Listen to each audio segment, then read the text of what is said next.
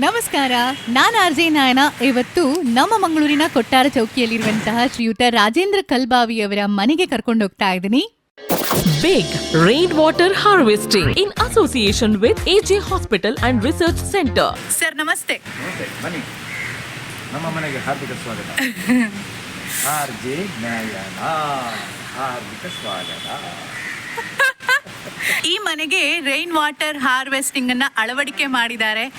ಕಳೆದ 20 ವರ್ಷದಿಂದ ನಮಗೆ ಬಾವಿಯಲ್ಲಿ ನೀರು ಆರಲಿಲ್ಲ. ಎಂಥ ಬರಗಾಲ ಬಂದರೂ ನೀರು ಆರದ ಪ್ರಕ್ರಿಯೆಯಲ್ಲಿ ನಾವು ಸುಖದಲ್ಲಿ ಇದ್ದೇವೆ, ಸಿಟಿ ಮಧ್ಯದಲ್ಲಿ. ಹೌದು, ನಿಮ್ಗೆ ಬರಗಾಲ ಅನ್ನೋದೇ ತಟ್ಟಲಿಲ್ಲ ಅಂತ. ನಮ್ಗೆ ಬಿಸಿ ಮಾಡೋದಿಲ್ಲ, ಅದನ್ನ ಫಿಲ್ಟರ್ ಮಾಡೋದಿಲ್ಲ, ನೇರವಾಗಿ ಕುಡಿತೀವಿ ಸಿಟಿ ಒಳಗಿದ್ದು. ಹಳ್ಳಿಯಲ್ಲಿ ಅದು ಸಾಮಾನ್ಯ. ಬಾವಿ ನೀರು ಕುಡಿ ದೊಡ್ಡ ವಿಚಾರ. ಆಶ್ಚರ್ಯ ಆಯ್ತು. ನಿಮ್ಮ ಮಾಡಿನ ನೀರನ್ನ ಎಲ್ಲ ಪೈಪ್ ಏನೇನು ಹೊರಗೆ ಬೀಳ್ತದೆ ಎಲ್ಲ ಇಂಟರ್ಲಿಂಕ್ ಮಾಡುದು, ಒಂದಕ್ಕೊಂದು ಕನೆಕ್ಷನ್ ಕೊಡುದು, ಒಂದು ಪೈಪ್ ಆಗಿ ಕೆಳಗೆ ತರುದು. ಹಾಯ್, ನಮಸ್ಕಾರ. ನಾನು ಆರ್ಜೆ ನಾಯನ 92.7 ಬಿಗ್ FM ನಿಂದ. ನಿಮ್ಗೆ ಈಗಾಗಲೇ ಗೊತ್ತಿದೆ, ಬಿಗ್ ರೈನ್ ವಾಟರ್ ಹಾರ್ವೆಸ್ಟಿಂಗ್ ಅಲ್ಲಿ ನಾನು ಮಂಗಳೂರು ಅಷ್ಟೇ ಅಲ್ಲ, ನಮ್ಮ ಕರಾವಳಿಯ ಬೇರೆ ಬೇರೆ ಪ್ಲೇಸ್ ಅಲ್ಲಿ ಯಾರ್ಯಾರೆಲ್ಲ ರೈನ್ ವಾಟರ್ ಹಾರ್ವೆಸ್ಟಿಂಗ್ ಮಾಡಿದ್ದಾರೆ, ಅದರಿಂದ ಪ್ರಯೋಜನ ಏನಾಯ್ತು, ಅದ್ರ ಬಗ್ಗೆ ಎಲ್ಲ ಮಾಹಿತಿಗಳನ್ನ ಕೊಡ್ತಾ ಇದ್ದೆ. ಅಂಡ್ ಇವತ್ತು ನಾನು ಎಲ್ಲಿಗೆ ಬಂದಿದ್ದೀನಿ ಅಂತ ಹೇಳಿದ್ರೆ, ನಮ್ಮ ಮಂಗಳೂರಿನ ಕೊಟ್ಟಾರ ಚೌಕಿಯಲ್ಲಿರುವಂತಹ ಒಂದು ಬ್ಯೂಟಿಫುಲ್ ಆದಂತಹ ಮನೆಗೆ ಬಂದಿದ್ದೀನಿ. ಆ ಬ್ಯೂಟಿಫುಲ್ ಮನೆ ಅಷ್ಟೇ ಅಲ್ಲ, ನಮ್ಮ ಪರಿಸರವನ್ನ ಸಹ ಬ್ಯೂಟಿಫುಲ್ ಮಾಡಬೇಕು, ಹಾಗೆ ಎಲ್ಲ ಕಡೆನೂ ಹಚ್ಚ ಹಸಿರು ಇರಬೇಕು, ಹಾಗೆ ನಾನು ಹುಟ್ಟಿ ಬೆಳೆದ ಪ್ಲೇಸ್ ತರಾನೇ ನನ್ನ ಸಿಟಿಯಲ್ಲಿರುವಂತಹ ಮನೆಯೂ ಇರಬೇಕು ಅನ್ನುವಂಥ ಕನಸನ್ನ ಕಂಡು, ಅದೇ ರೀತಿ ತನ್ನ ವೃತ್ತಿ ಜೀವನದಲ್ಲೂ ಕೂಡ ಎಕೋ ಫ್ರೆಂಡ್ಲಿ ಆಗಿರುವಂತಹ ವಿಚಾರಗಳ ಬಗ್ಗೆನೇ ಒಲವನ್ನ ಕೊಡ್ತಾ ಇರುವಂತಹ ನಮ್ಮ ದಕ್ಷಿಣ ಕನ್ನಡದ ಹೆಮ್ಮೆಯ ಶ್ರೀಯುತ ರಾಜೇಂದ್ರ ಕಲ್ಬಾವಿ ಸರ್ ಇಷ್ಟೊತ್ತು ನಿಮ್ಮ ಜೊತೆಯಲ್ಲಿ ನಿಮ್ಮ ಎದುರುಗಡೆ ಕಾಣಿಸ್ತಾ ಇದ್ದಿದ್ದು ಈ ಕ್ಯಾಮೆರಾ ಫ್ರೇಮ್ ನಲ್ಲಿ ನಮ್ಮ ದಕ್ಷಿಣ ಕನ್ನಡ ನಿರ್ಮಿತಿ ಕೇಂದ್ರದ ಎಕ್ಸಿಕ್ಯೂಟಿವ್ ಡೈರೆಕ್ಟರ್. ಅವ್ರನ್ನ ನಾನು ನಮ್ಮ ಬಿಗ್ FM ಗೆ ವೆಲ್ಕಮ್ ಮಾಡ್ತಾ ಇದ್ದೀನಿ. ನಮಸ್ತೆ sir, welcome to the show.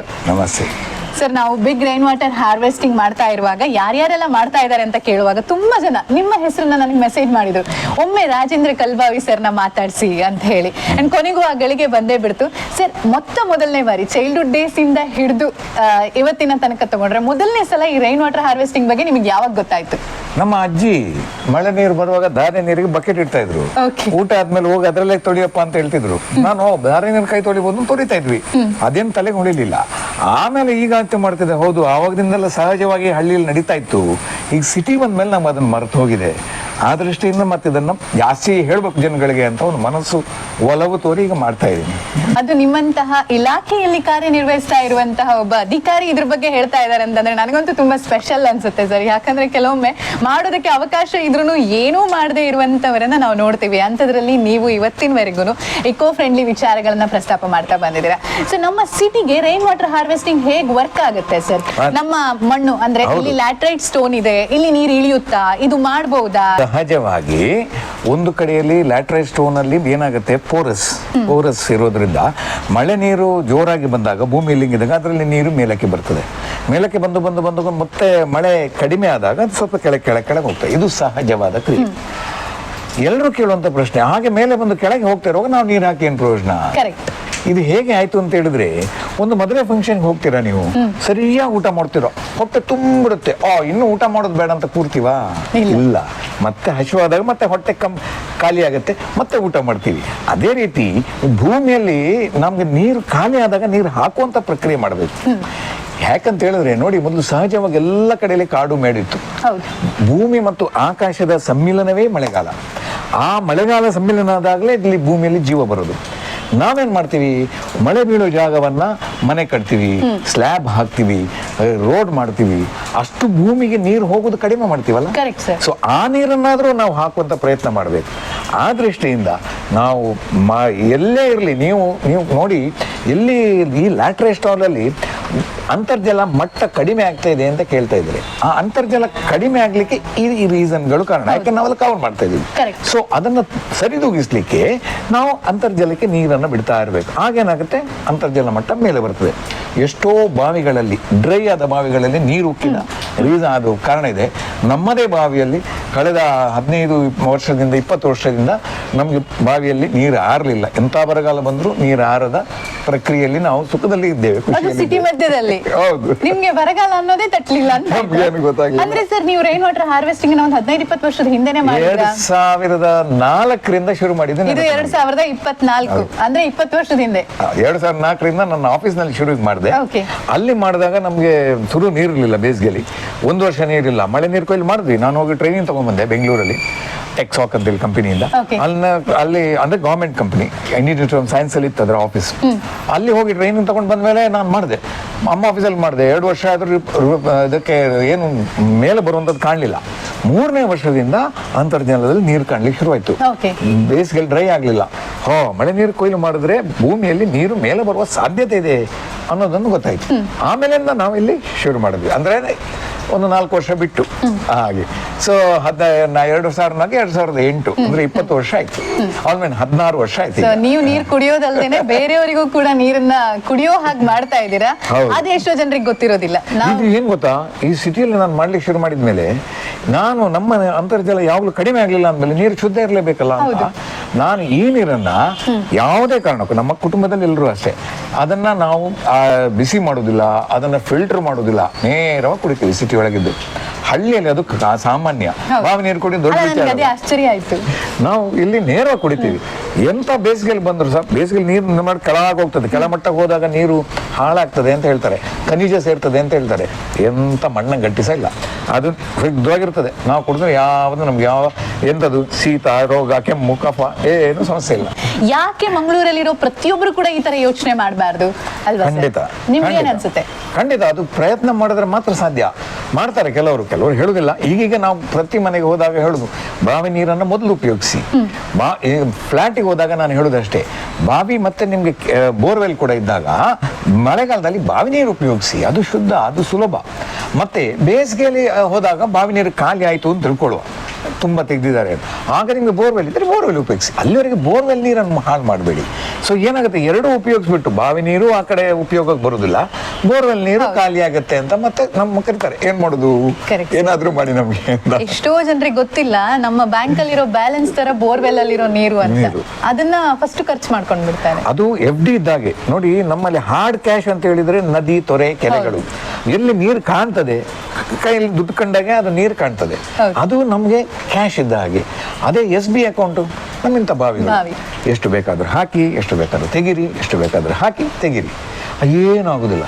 ಒಂದು ಮಳೆಗಾಲದಲ್ಲಿ ಸಾಧಾರಣ ನೀರು ಕೆಳಮಟ್ಟಕ್ಕೆ ಹೋಗ್ಲಿಕ್ಕೆ ಅಂದ್ರೆ ತುಂಬಾ ಆಳ ಹೋಗ್ಲಿಕ್ಕೆ ಒಂದು 100 ಅಡಿವರೆಗೆ ಹೋಗ್ತದೆ. ಆಮೇಲೆ ಮತ್ತೆ ನಿಧಾನಕ್ಕೆ ಕೆಳಗೆ ಹೋಗ್ತದೆ. ಸೊ ಆ 100 ಅಡಿಯಲ್ಲಿ ನೀವು ಎಷ್ಟು ಬೇಕಾದ್ರೂ ನೀರು ತೆಗಿರಿ, ಮತ್ತೆ ಮುಂದೆ ವರ್ಷ ಮಳೆ ಬಂದಾಗ ಮತ್ತೆ ನೀರು ಹಾಕ್ಲಿಕ್ಕೆ ಆಗ್ತದೆ. ಸೊ ಆದ್ರಿಂದ ಅದು SB ಅಕೌಂಟ್ ಇದ್ದಾಗೆ. ಆದರೆ ಇದು 1000 ಅಡಿ 100 ಅಡಿ ಮೇಲೆ ಕೆಳಗೆ ಹೋದ್ರೆ ಅದಕ್ಕೆ 1000 ವರ್ಷ ಬೇಕು, 100 ವರ್ಷ ಬೇಕು. Correct. ಅದು FD ಇದ್ದಾಗೆ. FD ಅನ್ನು ತೊಂದರೆ ಇದ್ದಾಗ ಮಾತ್ರ ಮುಟ್ಟಬೇಕಲ್ಲದೆ ಯಾವಾಗಲೂ ಮುಟ್ಟಬಾರ್ದು.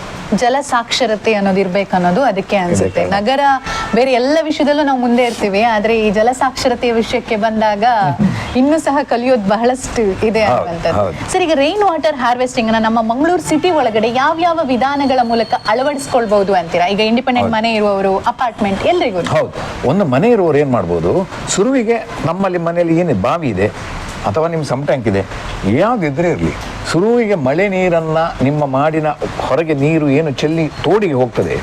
ನಮ್ಮ ನೀರು ಹೇಗಂದ್ರೆ ನಾವು ತೋಡಿಗೆ ಮೊದಲೆಲ್ಲ ಹಾಗೆ ತೋಡಿಗೆ ಬಿಡ್ತಿದ್ವಿ, ತೋಡಿಂದ ರೋಡಿಗೆ ಹೋಗ್ತಿತ್ತು, ರೋಡಿಂದ ಮತ್ತೆ ಇನ್ನೆಲ್ಲಿ ಹೋಗ್ತದೆ, ಮತ್ತೆ ಅಲ್ಲಿಂದ ಪೈಪ್ ಹಾಕಿ ಮತ್ತೆ ದುಡ್ಡು ಪುನಃ ಕೊಟ್ಟು ವಾಪಸ್ ಕರ್ಕೊಂಡು ಪುನಃ ನಮ್ಮ ಮನೆಗೆ ತರ್ತೇವೆ ಅಂತ ವಿಪರ್ಯಾಸ. ಅದರ ಬದಲು ನಿಮ್ಮ ಮಾಡಿನ ನೀರನ್ನ ಎಲ್ಲ ಪೈಪ್ ಏನೇನು ಹೊರಗೆ ಬೀಳ್ತದೆ ಎಲ್ಲ ಇಂಟರ್ಲಿಂಕ್ ಮಾಡುದು, ಒಂದಕ್ಕೊಂದು ಕನೆಕ್ಷನ್ ಕೊಡುದು, ಒಂದು ಪೈಪ್ ಆಗಿ ಕೆಳಗೆ ತರುದು. ಆಗ ನಿಮ್ಮ ಪೈಪ್ ಖರ್ಚು ಉಳಿತದೆ. ಅದು ಕೆಳಗೆ ನನ್ನ ಮೇಲೆ ಶುರುವಿನ ಮಳೆ ಹೋಗ್ಲಿಕ್ಕೆ ಫಸ್ಟ್ ರೈನ್ ಸಪರೇಟರ್ ಅಂತ ಮಾಡಬೇಕು. ಶುರುವಿನ ಮಳೆ ಹೋಗ್ಲಿಕ್ಕೆ ಅದ್ರಲ್ಲಿ ಮಾಡಿನಲ್ಲಿದ್ದ ಕಸ, ಕಡ್ಡಿ, ಎಂಥದಿರಲಿ ಎಲ್ಲ ಹೋಗ್ತದೆ, ಭೂಮಿ ಕೂಡ ತಂಪಾಗ್ತದೆ. ಆಮೇಲೆ ಆ ಫಸ್ಟ್ ಫ್ಲಶ್ ಅನ್ನ ಕ್ಲೋಸ್ ಮಾಡ್ಲಿಕ್ಕೆ ಒಂದು ಕ್ಯಾಪ್, ಒಂದು ನಾಬ ಇದ್ರೆ ಸಾಕು. ಆಮೇಲೆ ಬರುವ ನೀರನ್ನ ನಿಮ್ಮ ಒಂದು ಫಿಲ್ಟರ್ಗೆ ಎಷ್ಟು ಖರ್ಚು ಮಾಡೋದು ಬೇಡ. ಕೆಲವರೆಲ್ಲ ತುಂಬಾ ಖರ್ಚು ಮಾಡ್ತಾರೆ. ಹೌದು. ನಾವೆಂತ ಹೇಳುದು, ಈ ಮನೆಯಲ್ಲಿ ನೆಟ್ಲಾನ್ ಮೆಶ್ ಉಂಟು, ಚಹಾ ಸೋಸುವ ನೆಟ್ ಉಂಟು, ಅದನ್ನೇ ಇಟ್ಟು ಸಾಕು. ಅದರಲ್ಲಿ ನೀರು ಕಸಗಡ್ಡೆ ಎಲ್ಲ ನಿಲ್ತದೆ, ಬೇರೆ ಎಂತ ರೋಗಾಣು ಇರುವುದಿಲ್ಲ, ಕ್ರಿಮಿಕೀಟಗಳು ಇರುವುದಿಲ್ಲ. ಅದನ್ನೇ ನೀವು ನಿಮ್ಮ ಸಂಪಿಗೆ ಬಿಡಿ, ಸಂಪನ್ನ ನೀರನ್ನು ಉಪಯೋಗಿಸಿ. ಸಂಪು ಫುಲ್ ಆಯ್ತಾ ಬಾವಿಗೆ ಹಾಕಿ. ಬಾವಿಗೆಲ್ಲಿ ಫುಲ್ ಆಯ್ತು ಅಂತ ಹೇಳಿದ್ರೆ ಮತ್ತೆ ಬಾವಿಗೆ ಹಾಕ್ಲಿಕ್ಕೆ ಮನಸ್ಸಿಲ್ಲ, ಕೆಲವರಿಗೆ ಬಾವಿಗೆ ಹಾಕ್ಲಿಕ್ಕೆ ಮನಸ್ಸಿಲ್ಲ, ಅದು ಯಾಕೆಂತ ಗೊತ್ತಿಲ್ಲ. ಅದು ನೀರ್ ಹಾಳಾಗ್ತದೆ, ಇಲ್ಲ ಕಾಯಿಲೆ ಮಳೆ ನೀರು ಎಲ್ಲಾದ್ರೂ ಓಡಿಸು. ಮಳೆ ನೀರು ಅತಿ ಶುದ್ಧದ ನೀರು ಮಾರ್ರೆ, ಅದು ಬಾಯಿಗಳು ಮಾಡಿ ಕುಡಿಬಹುದು, ಅಷ್ಟು ಕುಡಿಲಿಕ್ಕೆ ಆಗುದಿಲ್ಲ ನಮ್ಗೆ. ನಾಳೆಗೆ ಕೈ ಹಿಡಿತೇವೆ, ಆಗ ಕೈಲಿಂದ ಕಸ ಬಾಯಿಗೆ ಹೋಗ್ಬಾರ್ದು ಅಂತೇಳಿ ಕೈ ತೊಳಿತೇವಲ್ಲ, ಹಾಗೆ ಶುರುವಿನ ಮಳೆ ನೀರನ್ನು ಹೊರಗೆ ಹೋಗ್ಬೇಕು, ಆಮೇಲಿನ ನೀರನ್ನು ನೀವು ಬಾವಿಗೆ ಬಿಡಬೇಕು. ಬಾವಿಗೆ ಬಿಟ್ಟು ಸಾಕಾಯ್ತು ನಿಮ್ಗೆ, ಇನ್ನು ಸ್ವಲ್ಪ ಸಂಪಿಗೆ ಬೋರ್ವೆಲ್ಗೆ ಬಿಡ್ತೇನೆ ಅಂದ್ರೆ ಬೋರ್ವೆಲ್ ಇದ್ರೆ ಬೋರ್ವೆಲ್ಗೆ ಸಹ ಬಿಡಿ, ಏನು ಪ್ರಾಬ್ಲಮ್ ಇಲ್ಲ. ರನ್ನಿಂಗ್ ಬೋರ್ವೆಲ್, ಈಗ ನಡೀತಾ ಇರೋ ಬೋರ್ವೆಲ್ಗೆ ನೀವು ಬಿಡ್ಬೋದು, ಏನು ಸಮಸ್ಯೆ ಇಲ್ಲ. ಮತ್ತೆ ಯಾವ ರೀತಿ ಬೋರ್ವೆಲ್ ನಮ್ಮ ವಿಡಿಯೋದಲ್ಲಿ ಹೇಳಿದ್ದೀನಿ. ಅದು ಆಗುದಿಲ್ಲ, ನಮ್ಮಲ್ಲಿ ಬೋರ್ವೆಲ್ ಇಲ್ಲ ಸರ್, ಬಾವಿ ಮಾತ್ರ ಉಂಟು, ಹರಿಯುವ ನೀರನ್ನು ಎಂತ ಮಾಡೋದು ಅಂತ ಕೆಲವರು ಕೇಳ್ತಾರೆ. ಸೊ ಮಾಡಿನ ನೀರನ್ನ ಬೋರ್ವೆಲ್ಗೆ ಬಿಡಬೇಕು, ಹರಿಯುವ ನೀರನ್ನ ನೆಲಕ್ಕೆ ಬಿಡಬೇಕು. ಹರಿಯುವ ನೀರಲ್ಲಿ ಅಂದ್ರೆ ನಿಮ್ಮ ಜಾಲಿನ ನೀರು, ಜಾಲು ಇಂಟರ್ಲಾಕ್ ಹಾಕಿದ ನೀರು, ರೋಡನ್ನ ಆ ನೀರನ್ನು ನೀವು ಅಂತರ್ಜಲಕ್ಕೆ ಬಿಟ್ಟ ಕೂಡಲೇ ಹೇಗೆ ಬಿಡುದು, ಒಂದು ಇಂಗು ಗುಂಡಿ ಮಾಡಬೇಕು. ಒಂದು ಇಂಗು ಗುಂಡಿ ಮಾಡಿ ಅಂದ್ರೆ ಬಾವಿಯಲ್ಲಿ ಒಂದು ರಿಂಗ್ ಮಾಡಿದಾಗೆ, ಹೆಚ್ಚು ಆಳ ಬೇಡ, ಒಂದು 5-6 ಫೀಟ್ ಆಗಲ್ಲ, ಒಂದು 4-5 ಫೀಟ್ ಆಳ ಇದ್ರೂ ಸಾಕು, ಬಿಡಿ ಒಳಗೆ ಆ ನೀರು ಒಳಗೆ ಒಂದು ಮೇಲ್ಗಡೆ ಮುಚ್ಚಿ, ಇಲ್ಲ ಯಾರು ಬೇಸಿಗೆಯಲ್ಲಿ ಯಾರು ಬಿದ್ರೆ ಅಯ್ಯೋ, ಮತ್ತೆ ಅದನ್ನು ಅದಕ್ಕೆಲ್ಲ ಕೆಲವರು ಕಲ್ಲು ಎಲ್ಲ ತುಂಬಿಸಿ ಅದನ್ನು ಫುಲ್ ಮಾಡ್ತಾರೆ, ಮಾಡಬೇಕಾಗಿಲ್ಲ, ಅದಕ್ಕೆ ಕವರ್ ಮಾಡಿ ಸೈಡಿಂದ ನೀರು ಬಿಟ್ರೆ, ನಮ್ಮ ಮನೇಲಿ ಮಾಡಿದ್ದೀನಿ, ಎಷ್ಟು ಸಮಯದಿಂದ ಹೋಗ್ತಾ ಉಂಟು. ಆದ್ರಿಂದ ಆ ಯಾವ ಸಮಸ್ಯೆ ಇಲ್ಲ, ಚಂದ ಮಾಡಿ ನೀರು ಹೋಗ್ತದೆ. ಈ 3 ವಿಧಾನದಲ್ಲಿ ಮಾಡ್ಬೋದು, ಒಂದು ಬಾವಿ, ಒಂದು ಸಂಪ್ ಟ್ಯಾಂಕ್, ಇನ್ನೊಂದು ಬೋರ್ವೆಲ್ ಮತ್ತು ಅಥವಾ ಇಂಗು ಗುಂಡಿ. ಮತ್ತೆ ಕೊನೆಯದಾಗಿ ಬೇಸಿಗೆ ಕಾಲದಲ್ಲಿ ಅದನ್ನು ಮಿತವಾಗಿ ಬಳಸಬೇಕು. ದಯಮಾಡಿ ನೀರನ್ನ ವೇಸ್ಟ್ ಮಾಡಬೇಡಿ. ದುಡ್ಡಿನಂತೆ ಖರ್ಚು ಮಾಡುವ 100 ದುಡ್ಡಿನಂತೆ ಉಳಿಸಬೇಕು, ಹಣವನ್ನ ನೀರಿನಂತೆ ಖರ್ಚು ಮಾಡ್ತಾರೆ ಅಂತ ಹೇಳ್ತಾರೆ. ಆದ್ರೆ ಈಗ ನಾವು ನೀರನ್ನ ನೋಡ್ಕೊಳ್ಬೇಕು, ಉಳಿಸ್ಬೇಕು, ಎಲ್ಲರೂ ಶ್ರೀಮಂತರಾಗಬೇಕು ಎಂಬುದೇ ನಮ್ಮ ಆಸೆ. Sir, thank you very much. ಬಹಳಷ್ಟು ಇನ್ಫಾರ್ಮೇಶನ್ ತಿಳಿಸ್ಕೊಟ್ರಿ ರೈನ್ ವಾಟರ್ ಹಾರ್ವೆಸ್ಟಿಂಗ್ ಬಗ್ಗೆ.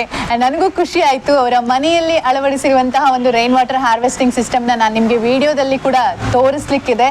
ಅಂಡ್ ನೀವು ಕೂಡ ನೋಡಿ ನಿಮ್ಮ ಮನೆಯಲ್ಲಿ ಈ ತರದ ರೈನ್ ವಾಟರ್ ಹಾರ್ವೆಸ್ಟಿಂಗ್ ಅನ್ನ ಬಾವಿಗಿರ್ಬೋದು, ಬೋರ್ವೆಲ್ಗಿರ್ಬೋದು ಅಳವಡಿಕೆ ಮಾಡಿದ್ರೆ ಖಂಡಿತ ನಾವು ನೀರಿಗೋಸ್ಕರ ಬೇರೆಯವರ ಮೇಲೆ ಡಿಪೆಂಡ್ ಆಗುವಂತ ಪರಿಸ್ಥಿತಿ ಬರೋದಿಲ್ಲ.